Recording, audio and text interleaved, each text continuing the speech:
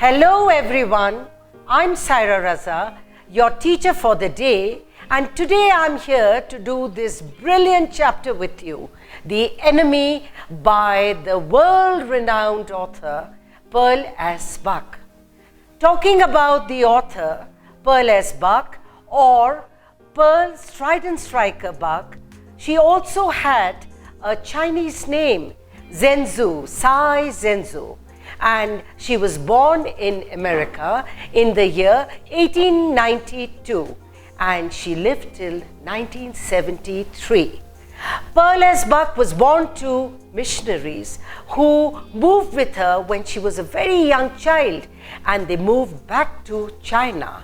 So Pearl S. Buck was in a position to see the best of the American culture and the Chinese life back in those days when people had different views about the Oriental races and the people. Pearl S. Buck herself said that her world was divided into two parts. One was the clean part of the American life and the other not so clean world of China. However, she worked all through her life to bring up the dignity of the American people and of course the Chinese also. She was actually torn between two cultures and was a perfect representative of both. Pearl S. Buck spent years of her life in China, and it was then that she started writing about the Chinese culture in detail. What is also important to note that apart from being a prolific writer and a writer with amazing skills of creativity, Pearl S. Buck was also an extremely humane person. She could sense the nerves, she could sense the problems of prevailing in the part of the world that she was residing in. And she wrote in detail about the traumas and the injustices faced by the women in China and later on all over the world. And she also worked extensively to give dignity and a place in the society, to give respect to thousands of children who were born out of wedlock during the time of war. And so she was a pacifist who till the end talked about the derogatory effects, talked about the de-glorification of war, and she was always writing about people. And we need to understand that her characters work as universal icons and characters, and she firmly believed that even though races look different from the American races, her original race, it is that they feel the same, they have the same problems and the same trauma.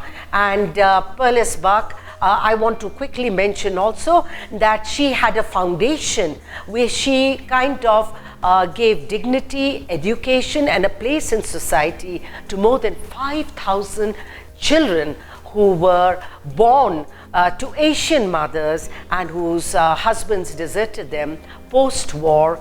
And she said once in one of her interviews that the same problem could be in Europe too, but the difference was that those children in Europe would mix with the normal lot. But in the Asian continent, the countries in Asia, be it in Korea, be it in Japan, be it in China, what happens is that these children are the children who become victims of discrimination, victims of, alienation and prejudices, because they stand out in the Oriental background. And now coming to some of the brilliant books written by Pearl S. Buck, there's so many books. I remember reading Peony when I was only 16, and I was quite touched by this little, what should I say, this little love affair of an Oriental girl with an American soldier who's eventually left to face life.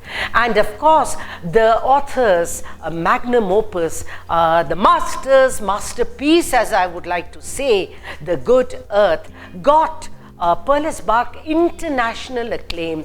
In this novel of hers, she talks about the peasant life, and her character Olan, the lady character, becomes eventually a symbol of the discriminations that women face and the injustices that women face, and it was made into a beautiful movie in Hollywood, which got 5 Academy Awards. And Olan even today stands as an icon of a woman who faced all the atrocities which were imposed and the baggage of differences, injustices, where she had done everything for a husband who eventually left her for the sake of a concubine. And I remember The Imperial Lady also, another great novel, and of course East and West Stories, which some of you must have read. If you haven't read, students, it's time to take a book written by Perles Bach and go through it. Now, coming to the themes of the story, the enemy, I would not hesitate to say that perhaps it's the most gripping story in your entire syllabus in class 12th, and the enemy is perhaps one of my favorites. Students, the enemy has various themes playing. The most important theme that you need to understand is the conflict that individuals face in life, especially in a war-torn society, in a war-torn world where everyone is flexing their muscles, and there is this whole thing about disagreements and political misadventures and policies. But the story, The Enemy, then talks about a situation. It talks about the conflict which some people have to face at times where they're torn between two sides, the conflict between their inherent goodness or humanness or humanism versus, not nationality, I would not say, versus pseudo-nationalism. And what is pseudo-nationalism, students? Is if you believe that, that because to prove that you are nationalistic, you need to get citizens from other countries and other parts of the world. You're not talking about the over-pervading spirit of God Almighty in all of us. You are not thinking in the lines of Pablo Neruda, who said that if we pause for a moment, we will realize that the spirit of brotherhood is infused in all of us, and it's only when we start limiting ourselves to borders, to languages, that we see the world as broken into fragments and pieces. And that wonderful line which you can recollect is that if we have a war today, there will be a victory with no survivors. So Perles Bach is, of course, she had written, her thoughts were captured much before, and she herself had been a victim of prejudices during the Boxer uprising in China, which was targeted at the imperialistic regime, and also it was targeted at the Christians. And it was at that time that she was very much in China, and when she had to go to school, she could feel the racial discriminations. She could feel the kind of, what should I say, the alienation, the prejudices which come out even louder in times of war, in natural times of life, children, when everything is seeming hunky-dory, normal. It might be residing within some of us, but it doesn't come out loud and clear. But during the time of war, during the time of some kind of political disruptions in a nation, these feelings come loud and clear. And she herself had felt like a victim of prejudice and segregation. And hence this theme is taking her back to those, and she has captured beautifully what a citizen goes through. And she's not trying to make a judgment.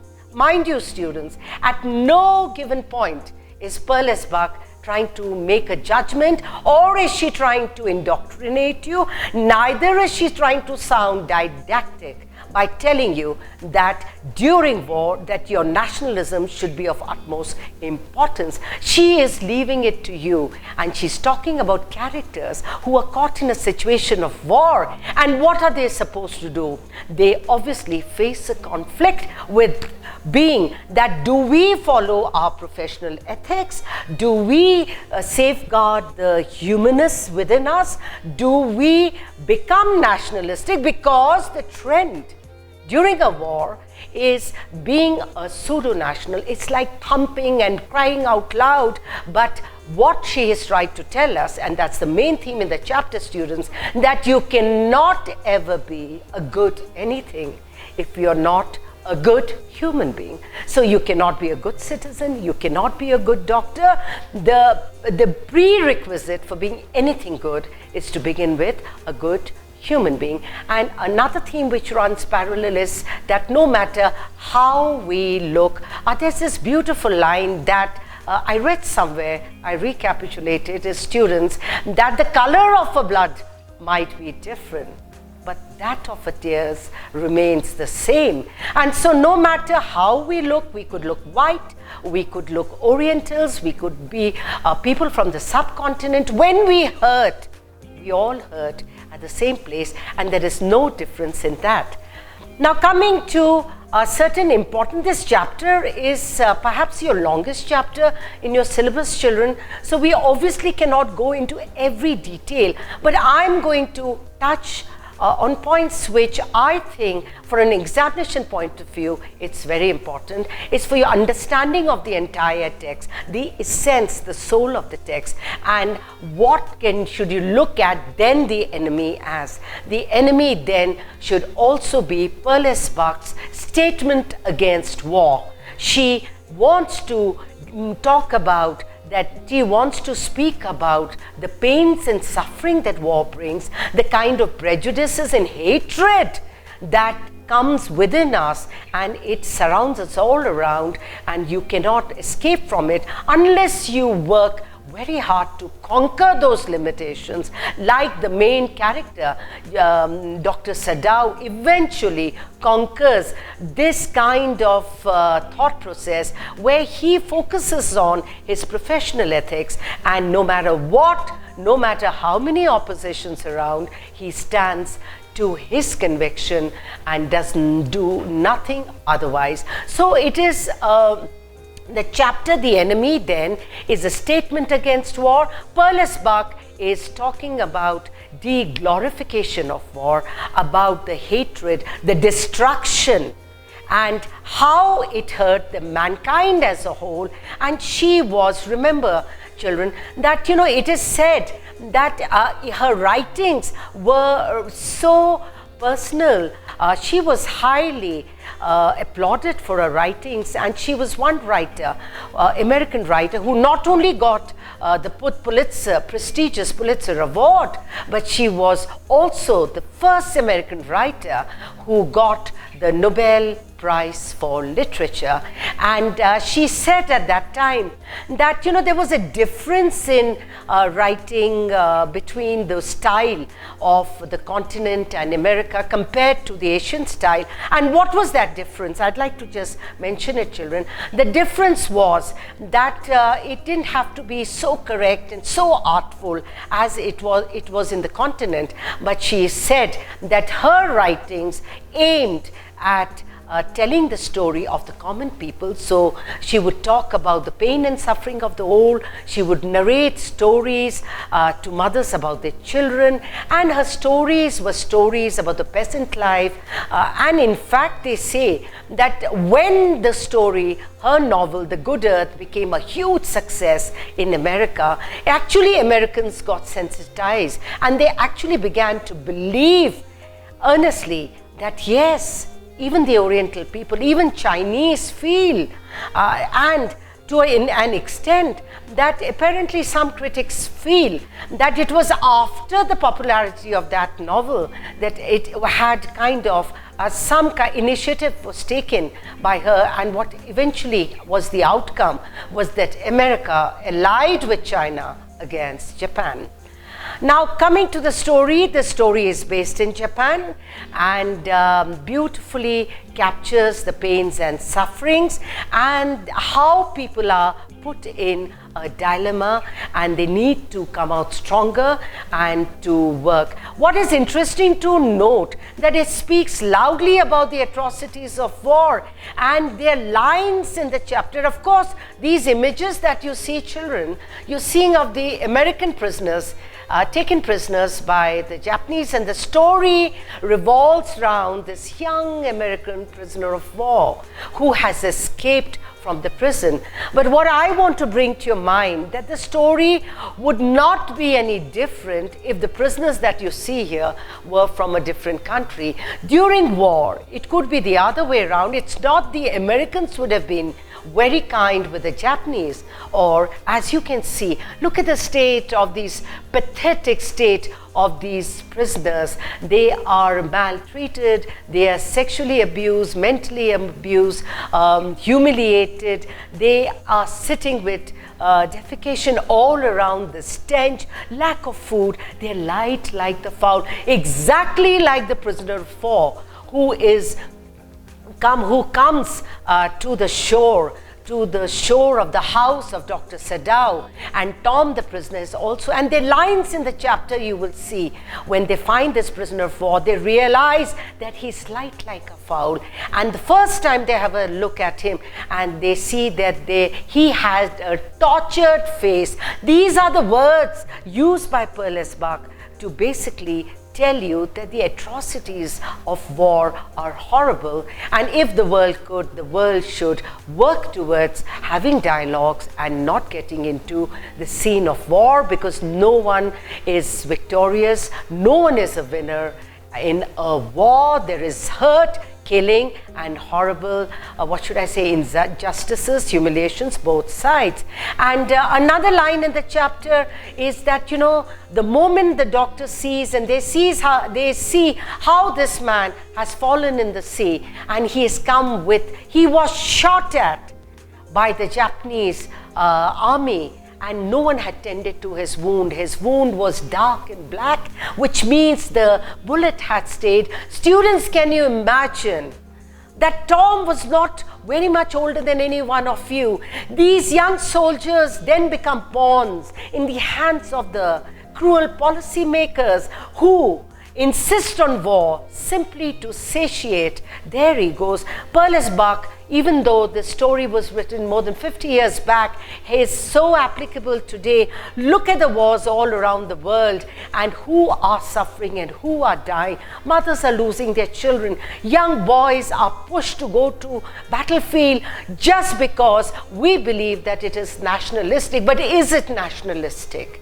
So by killing another fellow being, are we being good human beings? That is the question. That is the dilemma. And what do people do who have a conscience? Who have to live by their professional ethics, be they doctor? Do they start looking at the color of the skin, or do they follow their professional ethics, which says that you must save a life no matter what, no matter which part of the world the person comes from? Coming to the storyline, Perles Buck begins the story beautifully with an image of an island and says that the Dr. Sadao is recollecting his childhood, and he is saying that when he was a child, he used to play. This was his family house on the beach, and how his father used to take him all the way to those distant islands and used to tell him that someday Japan is going to move to a different level from those islands. As a child, Sadao did not understand, and it was almost as if those words turn out to be prophetic, because you will realize at the end of the chapter that actually Japan and what Dr. Sadao did for his country, the kind of courage, the kind of humanism he reflected actually took Japan to a different level from the island.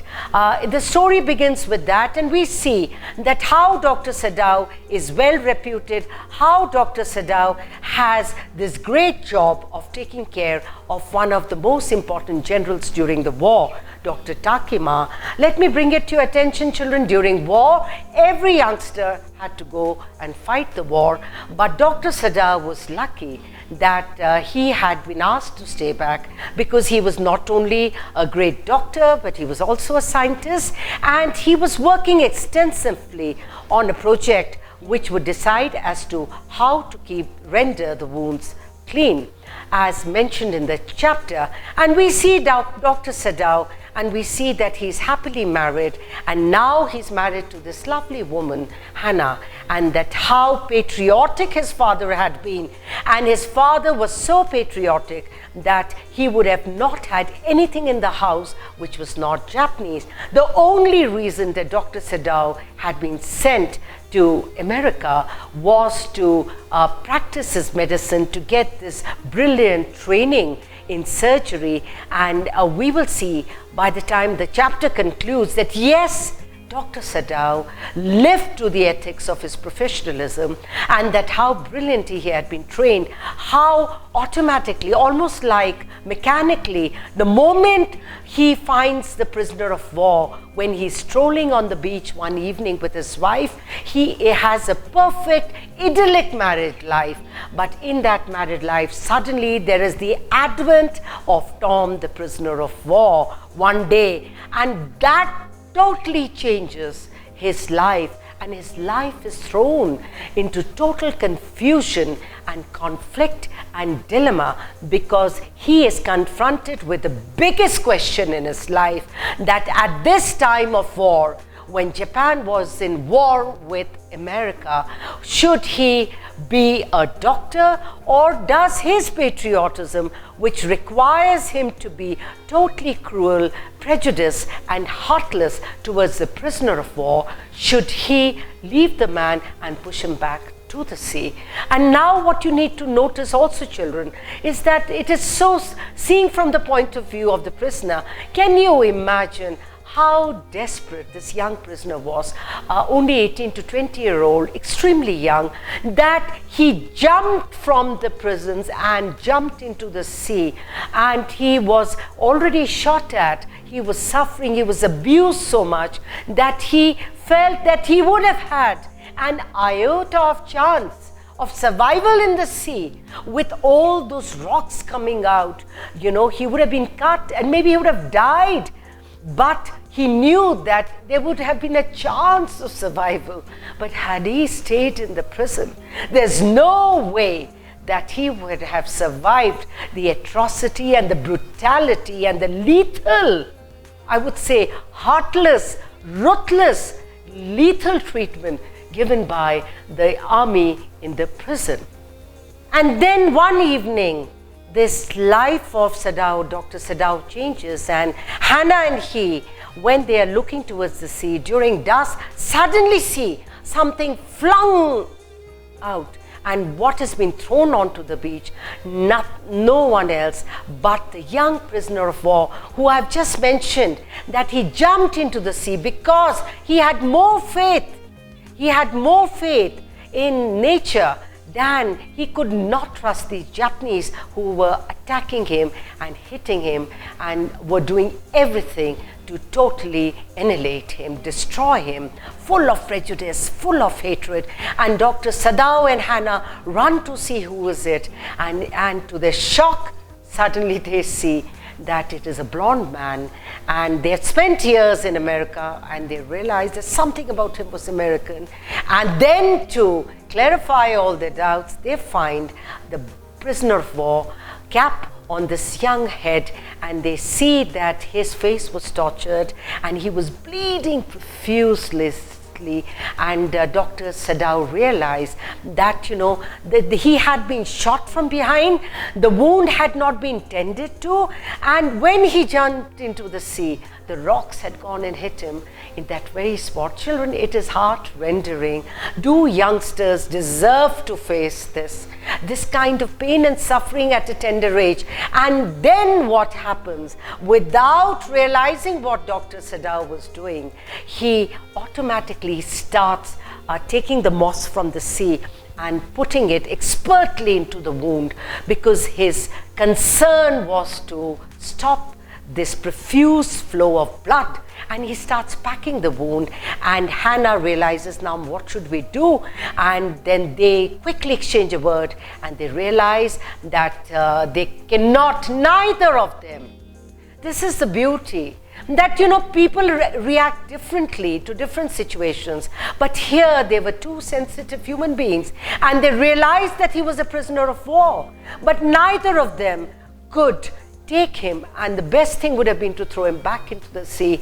But now Sadao would not let this man who is near death, he was in a state of stupor. He thought he is dead, but he was breathing.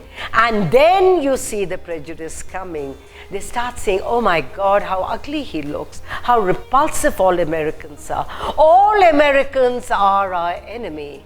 And yet they could not throw him back into the sea.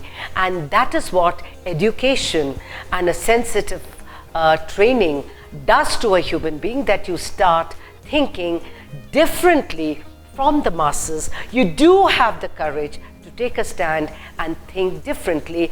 Perhaps Perles Buck also was influenced by her father, who during the the Boxer uprising, everyone started leaving, but her father was convinced and told her that he believed that the Chinese would never ever harm them. So, and the story moves on, and now Dr. Sadao takes this man in. Remember, children, this man is the enemy. And look at the things that Dr. Sadao starts doing, and not only that, all that he puts at stake. His reputation. Luckily, there were no beachcombers. No one spotted him. But he took the man in, and his urgent requirement was Hannah should clean this, and the servants start opposing, because you're in a state of war, it's only normal. Perles Buck is not trying to say that why were they reacting in this way, but she is only trying to say that there was this one man, the Sadao, who took on the entire world for a stranger, for an enemy, and at a time of a war. Which of us would have the courage and the guts to do that? To take a stand against the world for a man who means nothing to you. But now Sadao's training was so complete, so beautiful, so grilled. Students, if you remember that when the late King Hirohito died, I read somewhere that a line of Japanese soldiers who were his bodyguards, they all committed hirakiri together. They took a dagger and killed themselves. This is the race. This is the proud race we are talking about. This is the race which felt that, oh, these Americans, full of prejudices from day one. And Sadao's father also felt that he was a proud Japanese first and then anything else. And yet the son could not let this man die. And he starts operating. And then the bullet comes out, and then we know in the chapter, as the chapter proceeds, we learn that he has come back to his normal, he's coming slowly back to his senses, and while operating, Sadao even goes on to the point to say that, yes, my friend, the bullet is out, my friend. It was his habit of talking to his patients, and now he is even calling his enemy my friend. How ironical. And Sadao operates, and then when the soldier starts recovering, he is too preoccupied with what should I do? Am I doing the right thing, or am I not doing the right thing? And you will see towards the end of the chapter that after a lot of conflict, after a lot of conflict and kind of roller coaster effect of the emotions, that Sadao eventually lets his humanism come out victorious, soars higher, and he can't understand that, he wanted, and he does everything. And it's not that he's not a patriot. Of course he is a patriot. He does everything. All through the treatment, he keeps saying that I would hand this man over back to the army, but I cannot do, because he's still unwell. If he was a complete person, if he was not wounded so badly, if he was not so weak, I would immediately hand him over. But his intention was always to hand Tom, the prisoner of war, back to the army. It was not that he was not nationalistic, but he was truly nationalistic, because he was also a very good human being. And then he writes a letter, we know, when the servants leave, he stands up to his conviction, and he does not care the opposition he gets. He knows he's under huge threat. Imagine housing a prisoner of war during the World War. And if you were to do that, and if the army had found out, Sadao had 2 lovely kids. He had a beautiful wife. He had an idyllic married life. Why did he have to put everything at stake?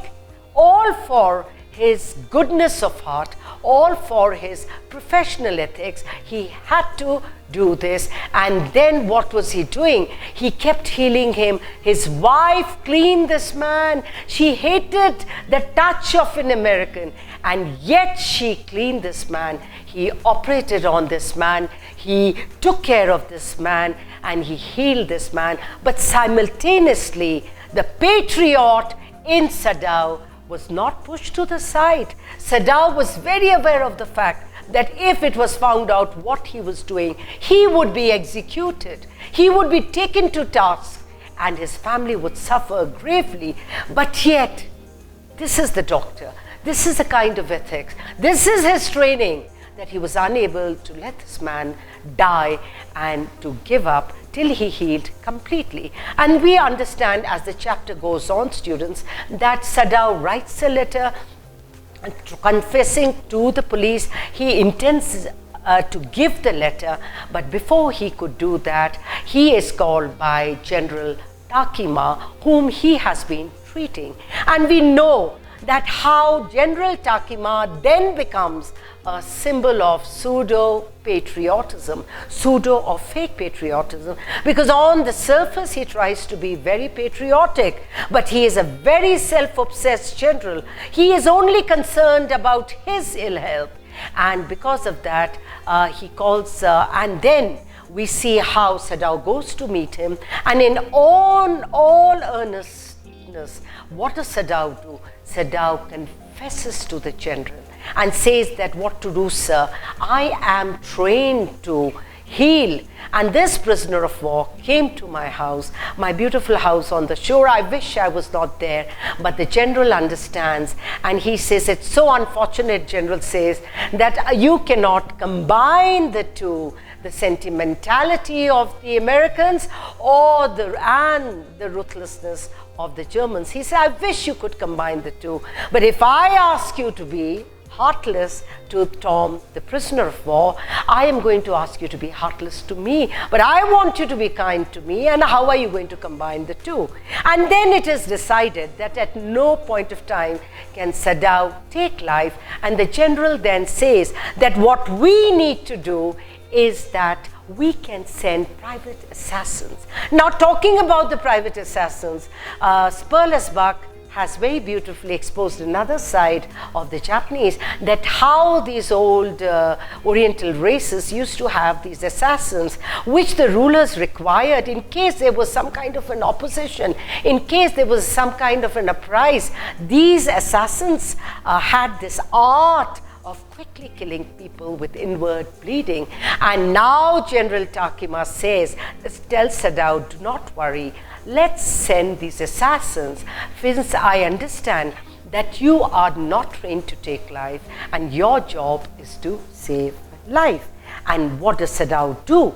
Sadao, then, it is the most beautiful part of the story. In fact, you yourself go through these emotions and agony and trauma and suspense, because every night, one night, two night, the third night, every night, what has Sadao done? Sadao has kept the window open. He's kept the open of the kind of the sliding door open to the balcony of the prisoner of war Tom in his house, so that quietly at night the assassins would come in and kill him and send him off. He has not even shared this plan with Hannah, because he knows that she's going to be very, very shocked, and they have always heard about stories of cruelty, even though people were celebrating because the Japanese did wonders in the Battle of Manchuria, and they came out very strong, and General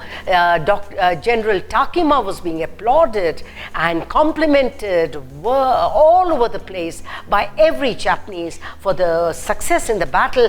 But yet at the same time, there were stories which came out as little flickering around, gossip kind of thing, where Hannah had heard that this General Takima was known to be involved in what you call brutality at home. He was a part of domestic violence, and he was known to be a person who used to beat his wife. And then Pearl Esbach beautifully puts this question, that what could a man who could be so unkind and so heartless to a woman in his protection, in his care, what would he do a prisoner of war? And that is the question that these Japanese, the people who were heading the soldiers, were so cruel as individuals. And can you imagine what could they do to prisoners of war? And so Sadao is waiting and having sleepless nights. Every sound that he hears in the garden, he imagines that the assassins have come. And the kind of sleepless nights he has, students, that is the question. Would you and I have this kind of sleepless nights for an enemy? And then every morning, first thing in the morning, he rushes and looks at this man and tries to see whether he is still there. And finally, when after 3 nights he realizes that the assassins haven't come, by then he has realized that this tension is too much. And now is the time, the climax of the story, where Dr. Sadao eventually goes to a pawn shop and decides that he is going to get a blanket, he's going to get a torch, he gets drinking water, he gets everything that a person would require while he's traveling or sailing. And he picks it up, takes out his own boat, and then he shares the plan of escaping with Tom, the prisoner of war. And this Tom looks at him unbelievably, that, is this a man? And he says that if there were more Japanese like you, he tells Doctor, if there were more Japs like you, we wouldn't have had a war. And then it was earlier also that he asked Sadao that, why are you doing this for me? And Sadao himself doesn't know why is he doing this for him. Of course, he is a man with a conscience. He is a man whose sense of nationalism is at a higher level, and he believes that his patriotism, as long as it's patriotism, is fine. But if he were to be like the pseudo-patriot Dr. Takima, who's apparently perhaps forgotten the plan of the assassin, so self-obsessed, so much involved with his own pain, that what he does is that he's forgotten. And Dr. Sadao tells him and goes into the details of giving him a flash and tells him that go to that remote island and you are going to be safe there, because the soldiers are not patrolling there, they're on the beach, and move at the time of dusk. And he gives him a black cloth to tie on his blonde hair so that he's not spotted when he's moving in the sun. And he says that, give me a flash. He says, message me through your flashes. If you need something, give me 2 flashes. I will come with anything you need if you're short of food. And if you give 1 flash, then I know you are there. The day I don't see a flash from you from the other side of the island, I would know that you have got into a Korean ship and you have escaped. He even tells him that eat raw fish, do not light a fire on the beach because it's going to be spotted by the patrolling troop on the beaches. And the kind of things he does, we are thrown back to that question. Then is this title appropriate, and is Tom a friend, or is he the enemy of Dr. Sadao, who at the end, when the man does not flash, the day he does not flash from the island, he is convinced that he has escaped. So it's not that Dr. Sadao was not patriotic, but finally his humanism, his goodness of his heart, his sense of responsibility as a surgeon, where his training said that one must be kind with a knife, that one must, your job as a doctor is to save life and not to take a life.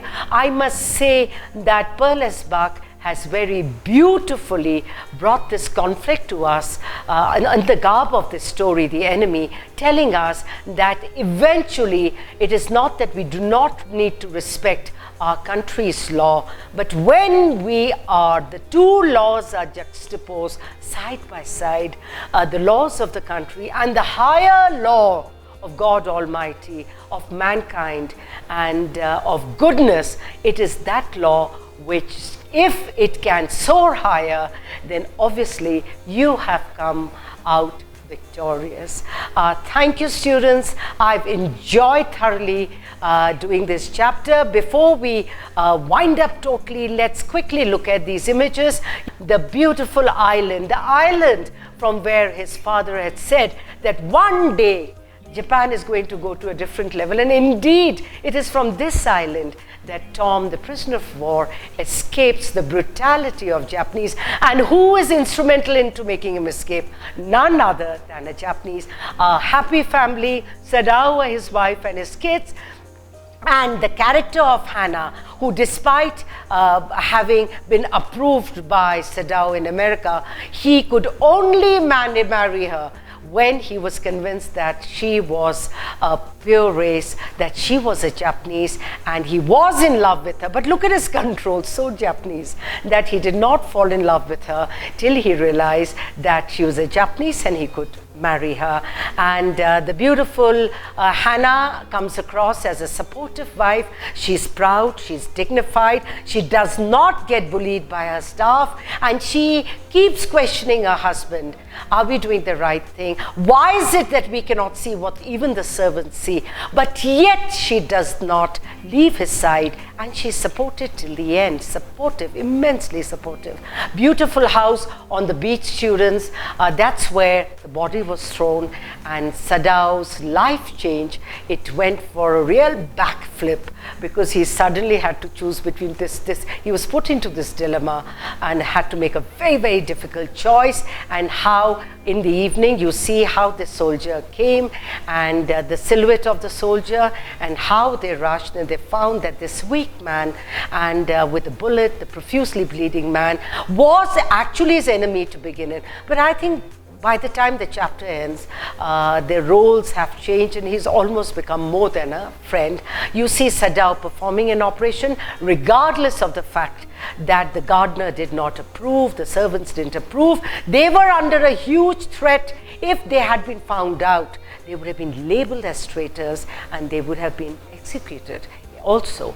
So that kind of all that he put at stake for a stranger, for an enemy, is commendable, and this is the message being given to us. Moving on, you can see General Takima, and this is the man who is self-obsessed, who stops Sadao from going to war for his own personal benefit. He forgets the plan of assassins, and when he realized that he should have punished Sadao and he's not, he tries to change the situation and say that yes, I understand that he escaped, and you understand, don't you, that I was not well and I forgot. A cruel man, a man who used to get involved in beating his wife, in domestic violence. What kind of a man would this be for the escaped prisoner of war had he got Tom in his hand.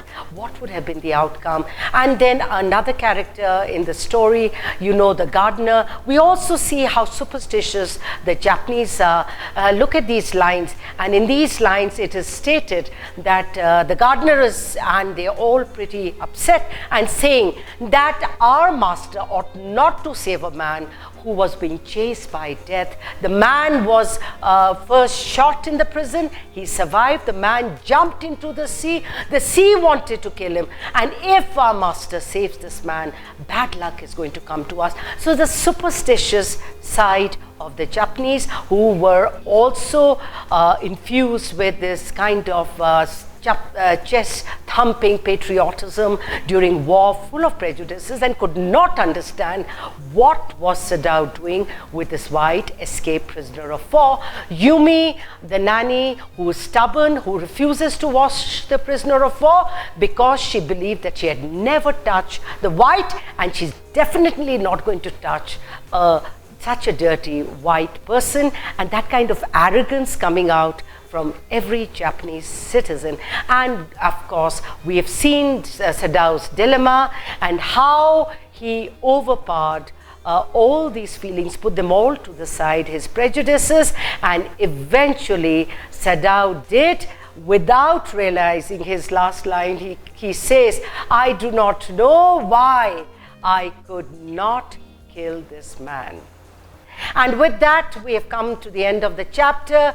Dear students, I enjoyed doing this chapter. I hope I've been able to connect with you, and I've been able to talk on the issues which I think are very important in the chapter. There are a couple of figures of speech where the prisoner of war, there's a usage of simile, considering, calling him, talking about him as light as a fowl, and then the metaphors, the island works as a Japan which moved to a different level, and there are various other metaphors and similes. Similes, you know, where there is comparison with as and like, and metaphors are indirect comparisons. So basically this whole story and this whole feeling could be lifted at a different, could be taken to a different level at any country. The story would be same. The conflict, the catch-22 position, which human beings are thrown into sometimes,